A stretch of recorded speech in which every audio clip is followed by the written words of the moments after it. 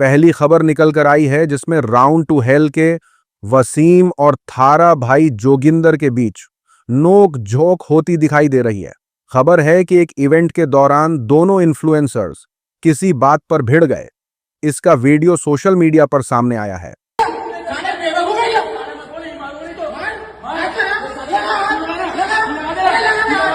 वसीम अहमद, जो round to hell के 3 साथियों में से एक हैं, उनकी कभी ना कभी वीडियो तो आपने जरूर देखी होगी, और थारा भाई जोगिंदर को भी हम बहुत अच्छे से जानते हैं।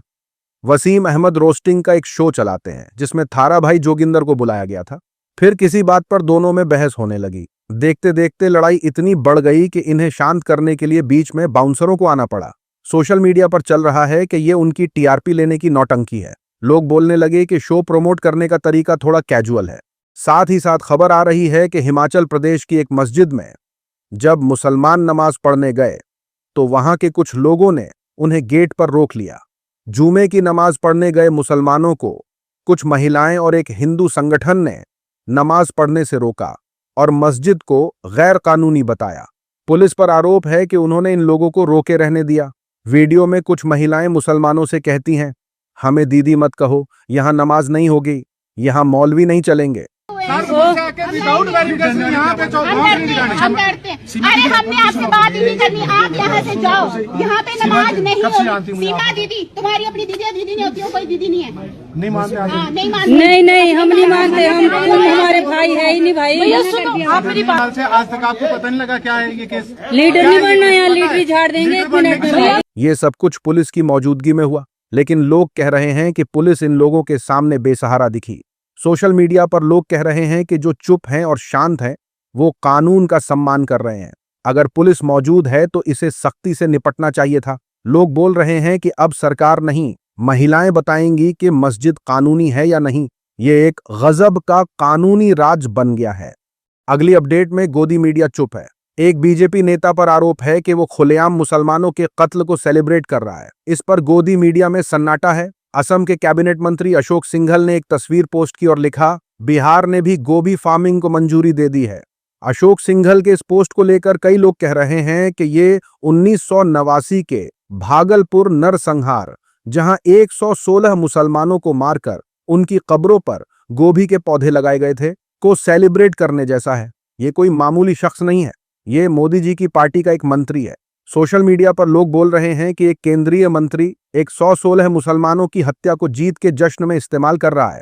यह बहुत बड़ी बात है। देखते हैं कि शशि थरूर जैसे बड़े नेता या उनके अन्य साथी इसका क्या जवाब देते हैं, या इसे चुपचाप छोड़ दिया जाएगा। साथ ही साथ खबर है कि बिहार चुनाव नतीजों के बाद अब वोट चोरी के खुलासे हो रहे हैं। आरोप है कि बीजेपी वर्कर्स ने 2-2 जगह वोट डाले हैं। इस बात का खुलासा एक बड़े चैनल के रिपोर्टर ने किया है। रिपोर्टर ने बताया कि जब वो बीजेपी के ऑफिस गए तो एक कार्यकर्ता उनसे मिला और बोला, भैया हमने 2 जगह वोट किया। रिपोर्टर ने पूछा, कैसे? कार्यकर्ता बोला, पहले हमने पटना में वोट किया, फिर अपने गांव जाकर वोट किया। रिपोर्टर ने फिर पूछा, वोट देने के बाद हाथ पर स्याही से पकड़े नहीं गए? उस बीजेपी कार्यकर्ता ने कहा, नहीं, हमने उस स्याही को पपीते के पत्ते से निकलने वाले दूध से मिटा दिया था, इसलिए पकड़े नहीं गए। अरे देखता कैसे, पहचानता कैसे? हम तो मिटा दिए थे। मिटा दिए थे तो कैसे मिटाए? बोले अरे भैया बहुत आसान है, लोग पानी से मिटाता है, लोग साबुन से मिटाता है, हम मिटाए हैं पपीता का पत्ता तोड़कर उसमें से जो दूध निकलता है उसको अपने हाथ पर रगड़े और इतना जोर रगड़ते और नीला स्याही मिट गया। इस खुलासे को लेकर सोशल मीडिया पर कहा जा रहा है कि रिपोर्टर खुद सामने आकर बता रहे हैं कि बीजेपी ने चुनाव आयोग के साथ मिलकर वोट चोरी कैसे की। लोग पूछ रहे हैं, ज्ञानेश गैंग पर एक्शन लेने से सुप्रीम कोर्ट को किसने रोका है? लोग बोल रहे हैं कि दिन के उजाले में वोट चोरी हो रही है। चुनाव आयोग और गोदी मीडिया को यह सब पता था, लेकिन किसी ने सवाल नहीं किया। सब जानते हैं कि बीजेपी कैसे जीत गई। साथ ही साथ देखिए नतीजों के बाद अब तेजस्वी यादव के परिवार में क्या हाल है।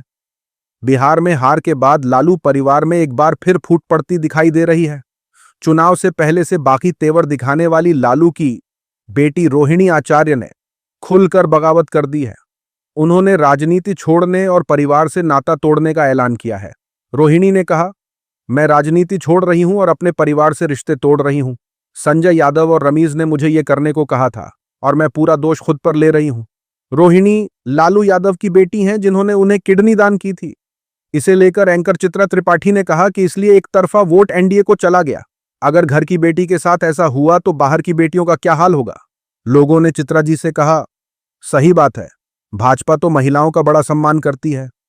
कुछ ने एंकर से पूछा, क्या ये वही एनडीए है जिसने बिल्किस बानो केस के दोषियों को चुनाव जीतने के लिए रिहा करवाया था और जो आसाराम और राम रहीम को बार बार पैरोल दे देती है। साथ ही साथ देखिए, बिहार की ये महिला वायरल हो गई है। ये काजल कुमारी हैं, भागलपुर से। बिहार चुनाव में जब वो वोट देकर वापस आ रही थीं तो रास्ते में एक रिपोर्टर ने उनसे पूछा कि आपने वोट किया है, क्या महिलाओं के लिए कोई काम हुआ, कोई विकास हुआ। काजल कुमारी ने जवाब दिया, जी हां, 10,000 रुपये मिल गए। कुछ काम हुआ विकास का कि नहीं, क्या काम देख रहे हैं? 10,000 रुपया मिल गया। अब सीनियर पत्रकार राजदीप सरदेसाई और जनसुराज पार्टी ने चुनाव आयोग पर आरोप लगाया है और कहा है कि महिला रोजगार योजना के लिए 14,000 करोड़ रुपए बिहार की 1 करोड़ 4 लाख महिलाओं के खातों में 10-10 हजार रुपये के हिसाब से डाले गए, वो भी चुनाव से ठीक 7 दिन पहले। सोशल मीडिया पर लोग बोल रहे हैं, सोचिए, जो महिलाएं रोजाना सिर्फ 5 से 6 हजार कमाती हैं, उन पर इसका क्या असर पड़ा होगा। इतना ही नहीं, सीनियर पत्रकार राजीव रंजन ने भी बिहार चुनाव में चुनाव आयोग की नीयत पर सवाल उठाया है। उन्होंने कहा कि चुनाव घोषित होने के तुरंत पहले एक पार्टी ने 10,000 रुपए बांटने का फैसला किया था और आचार संहिता के दौरान हर हफ्ते महिलाओं को पैसा ट्रांसफर हो रहा था और चुनाव आयोग दिल्ली में बैठकर तमाशा देख रहा था। यही काम इससे पहले अन्य पार्टियों ने भी करने की कोशिश की थी, लेकिन उन्हें रोका गया। इनको क्यों नहीं रोका गया? यानी महिलाओं के अकाउंट में पैसा डालो और चुनाव जीत जाओ। ये तरीका शासन में बैठे जिम्मेदार लोगों ने निकाल लिया है। चुनाव आयोग को जवाब देना चाहिए। तो 1 करोड़ 10 लाख के अकाउंट में आप पैसे डाल रहे हो और उसको एक महिला 4 महिला से कम कह रही है, तो 4 करोड़ तक जा रहा है ना बात। और इलेक्शन कमीशन मूक दर्शक बन करके यहां अशोक रोड पर बैठ करके तमाशा देख रहा है। सोशल मीडिया पर चल रहा है कि बिहार चुनाव आयोग ने करवाया नहीं, पैसे से खरीदवाया है। लोग मांग कर रहे हैं कि देश में चुनाव आयोग की भूमिका अब क्या बची है, इसे तुरंत भंग किया जाए और तीनों आयुक्तों को जेल में डाल दिया जाए। ये खबर देखिए, दिल्ली ब्लास्ट मामले में बड़ा खुलासा हुआ है। जांच एजेंसियों ने रोहतक से प्रियंका शर्मा को हिरासत में लिया है। जांच एजेंसियां लगातार मामले से जुड़े लोगों को उठा रही हैं और पूछताछ कर रही हैं। कहा जा रहा है कि प्रियंका शर्मा MBBS की फाइनल ईयर की स्टूडेंट है। इसको जैश के मॉड्यूल में बड़ी कार्रवाई माना जा रहा है। गोदी मीडिया और IT सेल में इस खुलासे पर सन्नाटा है क्योंकि उन्हें वो मुस्लिम एंगल नहीं मिला जिसे वो तलाश रहे थे। सोशल मीडिया पर लोग कह रहे हैं, वो लोग कहां गए जो मुसलमानों के पढ़े लिखे होने का ज्ञान देते थे?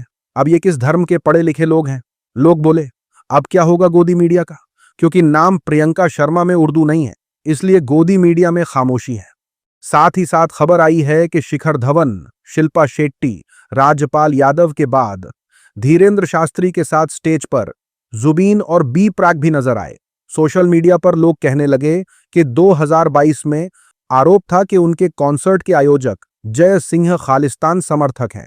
लगता है इस वक्त जांच में कुछ गड़बड़ पाया गया है। लोग बोल रहे हैं कि जितने भी चोर हैं वो आजकल धर्म के चोले में दिखाई दे रहे हैं। दरअसल ये सनातन बिजनेसमैन समिट चल रहा है और ये तमाम लोग अपना धंधा चमकाने में दिन रात लगे हुए हैं। दूसरी तरफ देखिए, गोदी मीडिया के लिए जरूरी खबर क्या है। एक विदेशी मेहमान धीरेन्द्र शास्त्री की यात्रा में कैमरा लेकर पहुंचा तो धीरेन्द्र शास्त्री ने उससे इंग्लिश में बात की। गोदी मीडिया ने इसी को हेडलाइन बना लिया और चलाने लगे कि देखो, बाबा इंग्लिश में बात कर रहे हैं। अंध भक्तों के लिए तो ये किसी बड़ी उपलब्धि से कम नहीं है। यानी सनातन यात्रा के नाम पर एक अलग ही सर्कस चल रहा है। पहले कहा जाता था अंग्रेजों भारत छोड़ो, अब हिंदू राष्ट्र की यात्रा में अंग्रेजी की मिलावट। सोशल मीडिया पर लोग कहने लगे, यही तो है भक्ति की ताकत, इंग्लिश में बात कर ली तो न्यूज बन गई। लोग बोले, वो कैमरा लेकर भारत घूमने आया है, गोदी मीडिया ने उसे भी भक्त बता दिया। साथ ही साथ देखिए, अंध भक्त जितना भी शाहरुख खान का बॉयकॉट करते हैं, उन्हें ट्रोल करते हैं, उनकी फैमिली को गाली देते हैं, उतना ही वो रिकॉर्ड पर रिकॉर्ड बना रहे हैं। खबर है कि दुबई के बिल्डर डेन्यूब प्रॉपर्टीज ने किंग खान के लिए दुबई में 55 मंजिला कमर्शियल टावर बनाने का ऐलान किया है। शाहरुख डेन्यूब नाम से बनाए जा रहे इस टावर का ऐलान एक इवेंट में किया गया। कहा गया कि ये तो सिर्फ शुरुआत है, शाहरुख के नाम से ऐसे टावर हर देश में दिखाई देंगे। आईटी सेल के खेमों में इस ऐलान के बाद रोना धोना शुरू हो गया। सोशल मीडिया पर कहा जा रहा है कि अंध भक्त जितना रोते हैं उतना ही ऊपर वाला शाहरुख को सक्सेस दे रहा है। दूसरी तरफ एक्टर रणवीर शौरी ने खुलासा किया कि वो डेटिंग ऐप पर मौजूद है और दोबारा रिश्ते की तलाश में है। कोंकणा सेन शर्मा से तलाक के बाद रणवीर ने थेरेपी ली, खुद को समय दिया और अब वो नई शुरुआत के लिए तैयार नजर आते हैं। एक्टर ने कहा कि कुछ लोगों के लिए ये फैशन बन गया है। उन्होंने कहा, मैंने थेरेपी तब ली जब मुझे सच में जरूरत थी, लेकिन अब लोग इसे एक ट्रेंड जैसा बना रहे हैं। उनका मानना है कि थेरेपी हीलिंग के लिए है, दिखावा करने के लिए नहीं। साथ ही साथ एक्टर परेश रावल ट्रोल हो रहे हैं। सोशल मीडिया पर जब लोगों ने उनसे कहा कि आपकी फिल्म तो पिट गई, तो एक्टर ने बौखलाकर कहा, यह फिल्म ताज है, कांग्रेस नहीं जो पिट जाए। इसमें एक्टर रावल है, राहुल नहीं।